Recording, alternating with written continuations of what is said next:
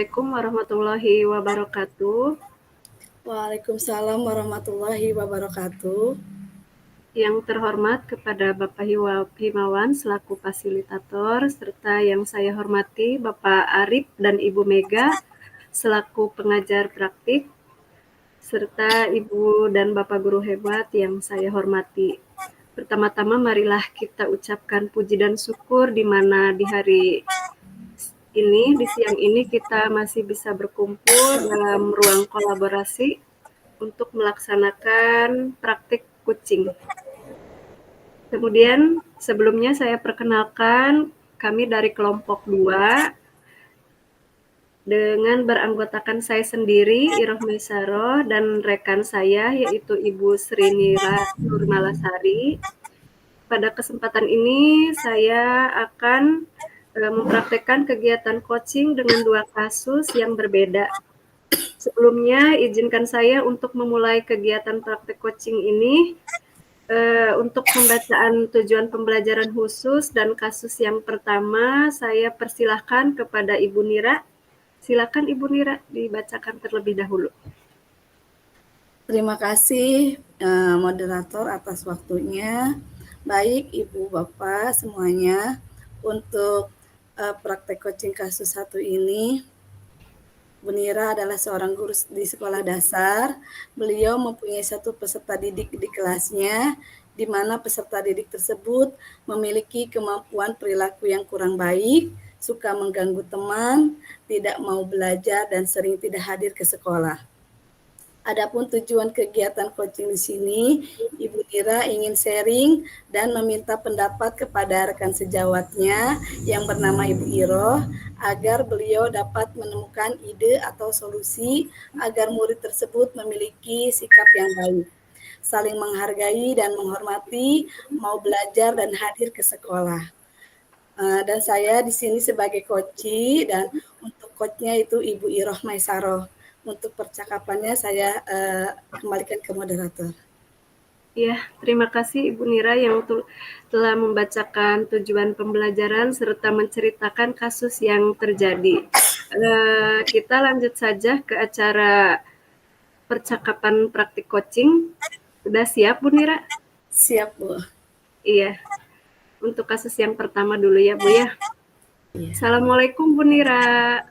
Waalaikumsalam Bu Iroh. Apa kabarnya hari ini Bu Nira? Alhamdulillah baik Bu Iroh. Semoga Bu Iroh dalam keadaan baik ya.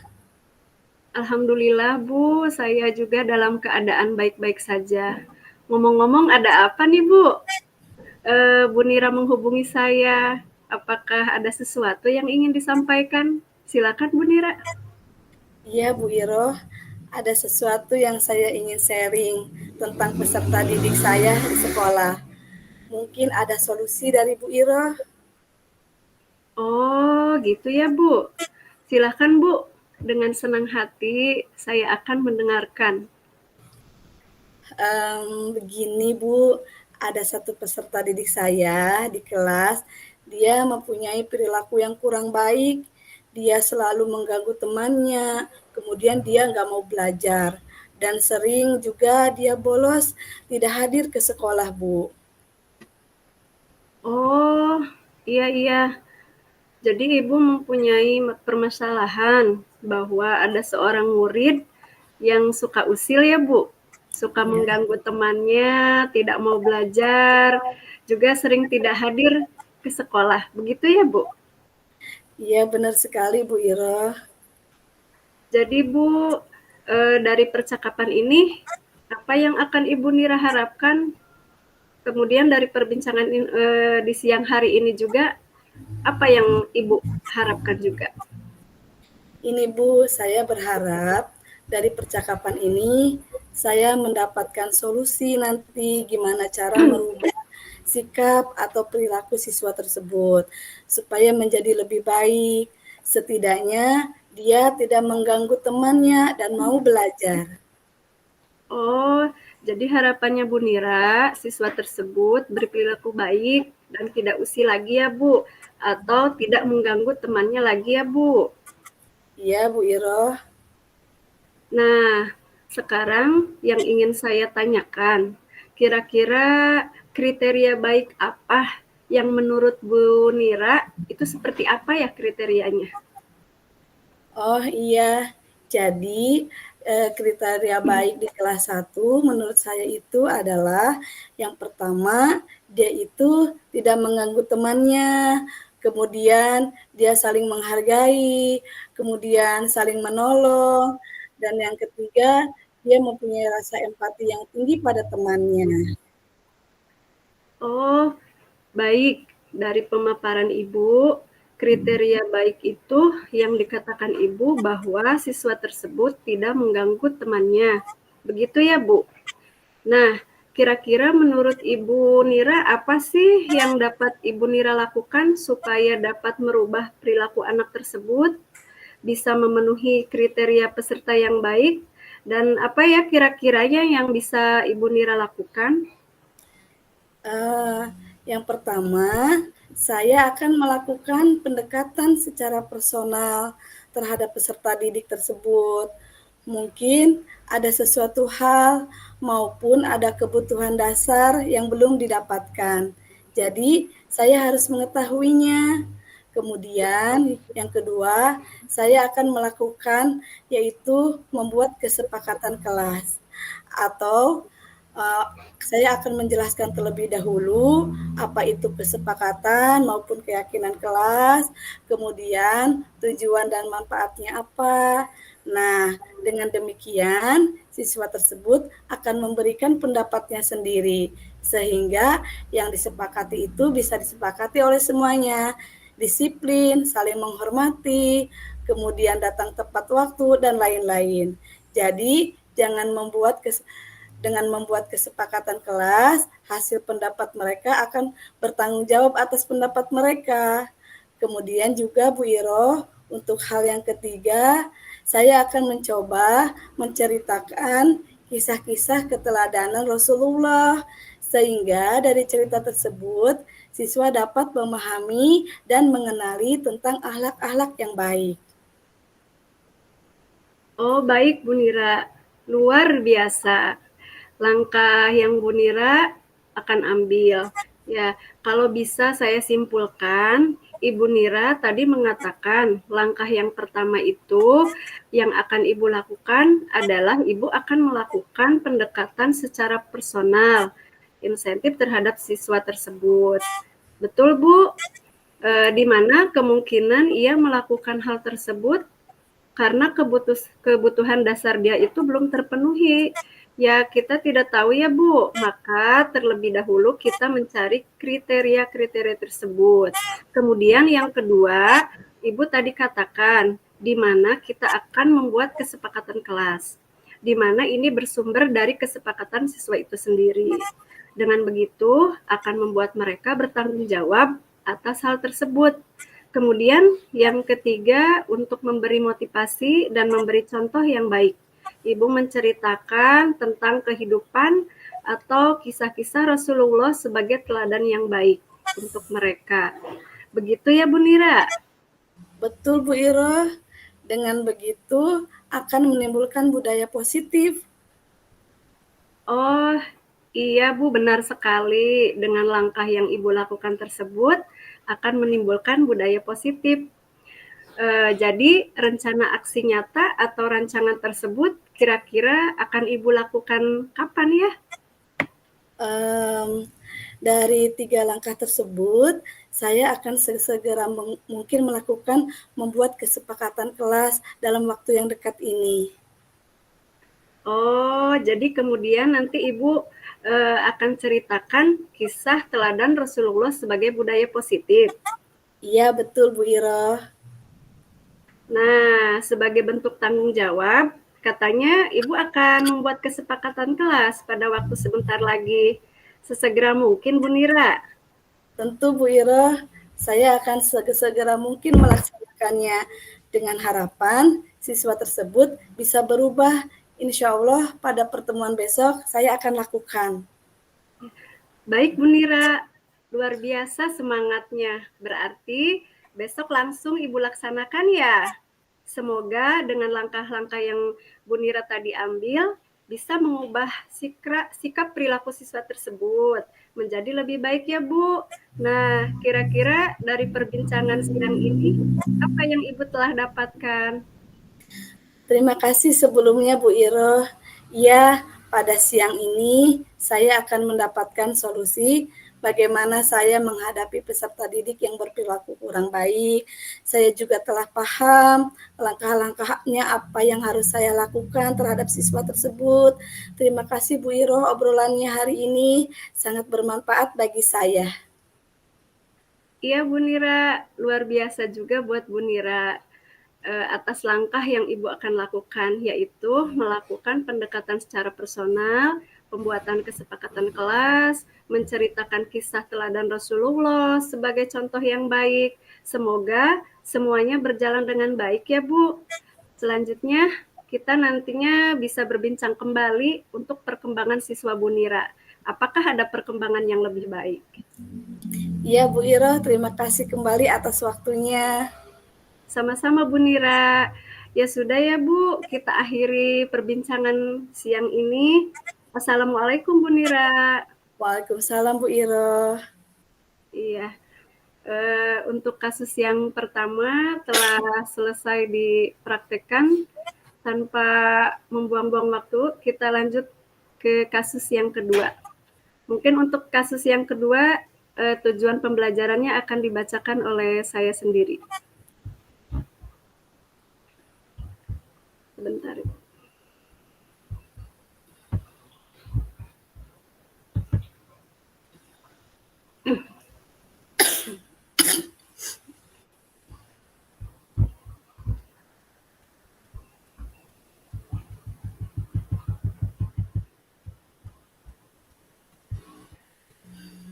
Untuk kasus yang kedua, tujuan pembelajaran khususnya yaitu CGP dapat melatih keterampilan coaching dengan berbagai studi kasus dan membentuk praktisi untuk melakukan praktek coaching dengan model Tirta.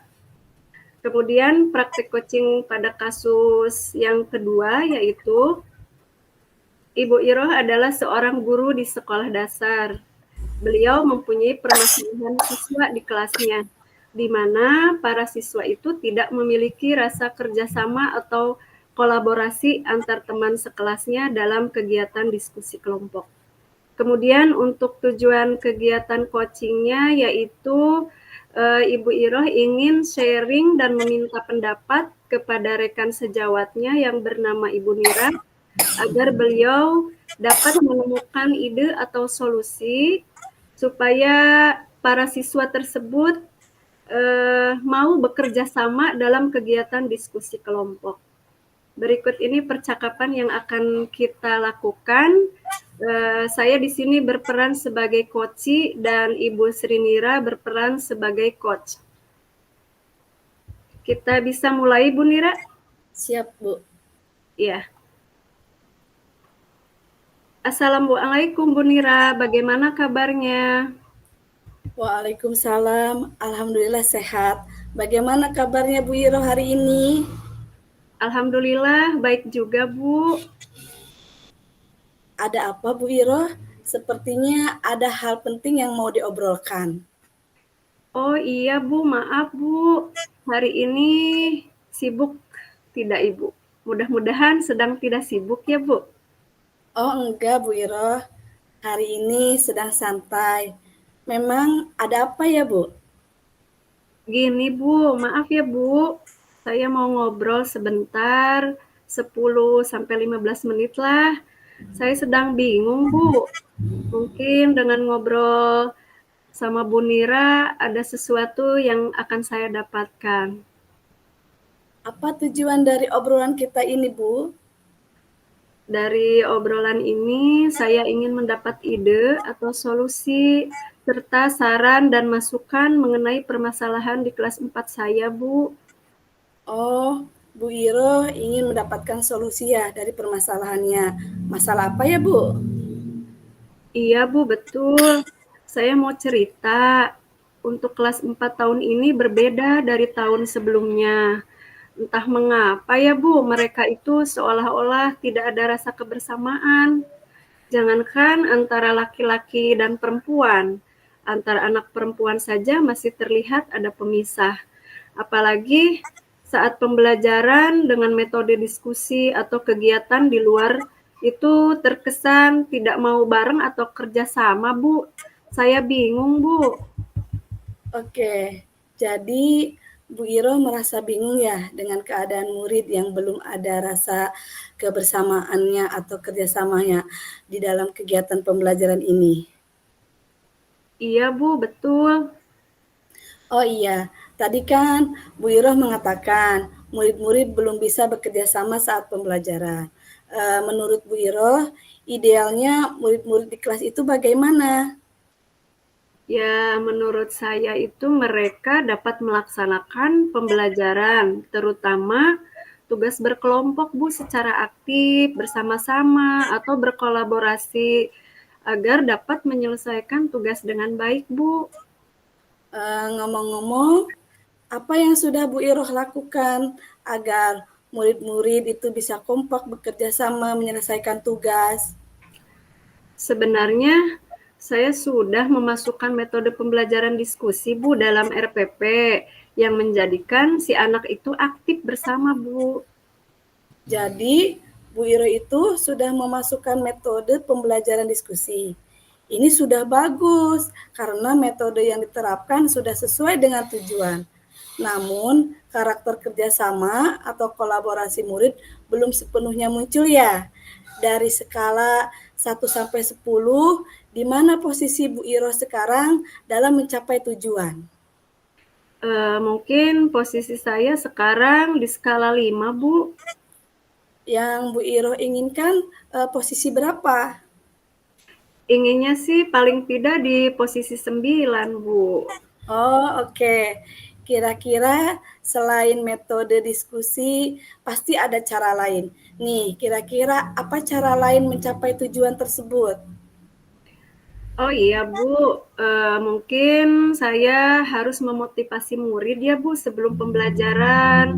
Kemudian saat pembelajaran, penilaian sikap saya akan tekankan dan di akhir kegiatan refleksi saya lakukan, terkait sikap serta memberi apresiasi murid yang menjaga kebersamaan, Bu. Oke, itu pada pembelajaran. Kalau di luar pembelajaran, bagaimana?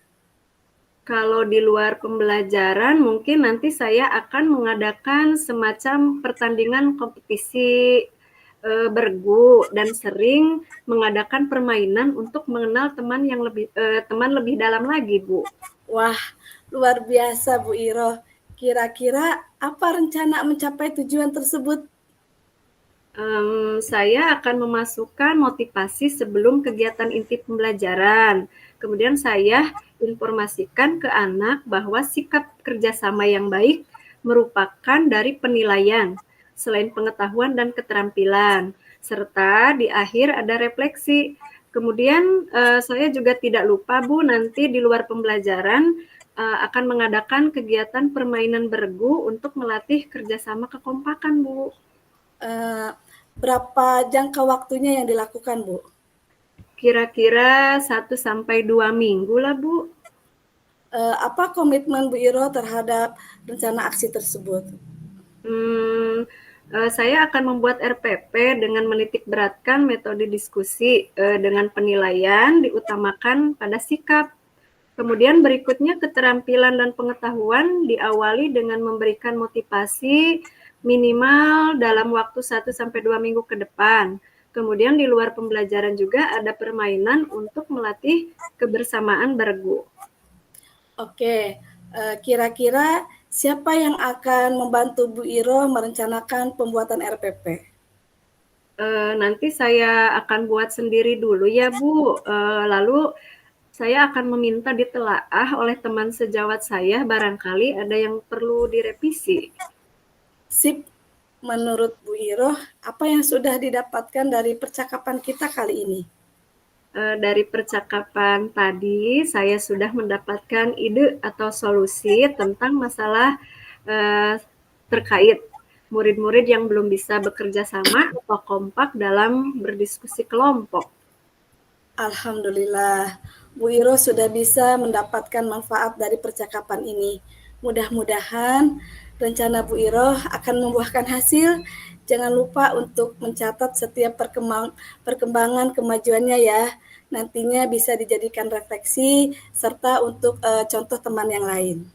Oh iya, terima kasih ya Bu, sudah mau meluangkan waktu dengan saya untuk mencari solusi masalah yang saya alami.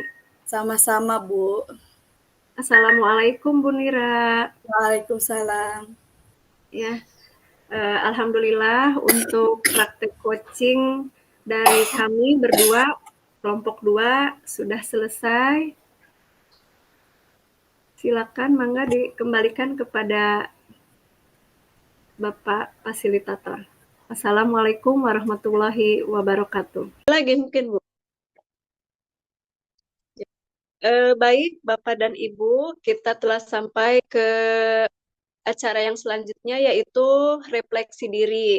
Untuk pembacaan refleksi diri dari kegiatan latihan coaching yang telah kami laksanakan tadi dibacakan oleh Ibu Nira terlebih dahulu. Kepada Ibu Nira saya persilahkan. Terima kasih Bu Iro atas kesempatannya. Baik, Bapak Ibu, ini refleksi diri dari saya, yaitu apa yang sudah berjalan dengan baik selama percakapan. Yang sudah berjalan dengan baik selama percakapan adalah adanya komunikasi yang lancar antara coach dan coach, sehingga coach dengan leluasa menyampaikan permasalahan yang sedang dihadapi. Terus yang kedua, apa yang masih perlu diperbaiki atau ditingkatkan. Yang perlu diperbaiki adalah bagaimana coach mengajukan pertanyaan berbobot untuk menggali segala kompetensi yang ada pada coach. Selanjutnya, apa yang Bapak Ibu lakukan untuk tetap dalam kondisi present, kehadiran penuh sebelum dan sesaat melakukan coaching. Untuk tetap dalam kondisi present, kehadiran penuh sebelum dan saat melakukan coaching, coach sepenuh hati mendengarkan dan sudah siap dengan pertanyaan apa yang atau akan diajukan, dan pada saat kegiatan, coach membuat catatan kecil tentang pertanyaan dan jawaban atau respon dari coach. Dan yang terakhir, apa yang akan Bapak Ibu lakukan untuk memperbaiki atau meningkatkannya, yaitu untuk memperbaiki atau meningkatkannya, saya akan terus berlatih melakukan praktik coaching ini supaya terbiasa. Dengan begitu, alur pencapaian tidak kaku dan sesuai alur tirta, serta merefleksikan apa yang masih kurang. Nah, untuk umpan balik dari coach Anda, yaitu pertanyaannya, saya merasa senang karena apa yang dirasakan tersampaikan mengalir begitu saja tanpa tekanan. Dengan begitu, coach mendapatkan pencerahan solusi dari permasalahannya. Coach hanya mengarahkan dan memberikan pertanyaan berbobot. Kesimpulannya, dalam melakukan coaching, seorang coach harus mampu menghadirkan diri sepenuhnya atau present penting dilatih agar kita bisa selalu fokus untuk bersikap selalu terbuka, sabar, ingin tahu lebih banyak lagi tentang coaching. Kompetensi ini penting untuk dihadirkan sebelum dan selama percakapan coaching dilakukan. Dan semuanya itu harus dilakukan secara konsisten agar dalam penerapannya seorang guru mampu menjadi coach baik untuk muridnya maupun rekan guru di sekolah. Baik itu, terima kasih. Ya, ya, terima kasih Bu Nira atas refleksi yang telah disampaikan. Kemudian untuk refleksi yang kedua ya, akan saya bacakan. Yang pertama ya, refleksi diri apa yang sudah berjalan dengan baik selama percakapan. Yang sudah berjalan dengan baik selama percakapan adalah adanya kemitraan antara coach dengan coachee, sehingga coachee bisa dengan leluasa menyampaikan pendapatnya. Kemudian yang kedua, apa yang masih perlu diperbaiki atau ditingkatkan? Yang perlu diperbaiki adalah bagaimana coach mengajukan pertanyaan berbobot untuk menggali segala kekuatan atau kompetensi yang ada pada diri coach. Selanjutnya, yang ketiga, apa yang Bapak Ibu lakukan untuk tetap dalam kondisi present atau kehadiran penuh sebelum dan saat melakukan coaching. Agar tetap present sebelum melakukan coaching, saya sudah harus punya gambaran pertanyaan-pertanyaan apa yang nanti akan diajukan. Kemudian pada saat kegiatan coaching, coach membuat catatan-catatan kecil tentang apa yang disampaikan oleh coach.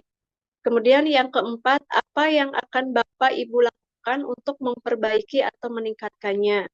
Nah, untuk memperbaiki atau meningkatkannya, saya akan terus berlatih untuk melakukan praktik coaching ini dan merefleksikannya apa yang masih kurang. Selanjutnya, eh, tuliskan umpan balik dari coach Anda. Pertanyaannya adalah apa yang Anda rasakan pada saat coaching?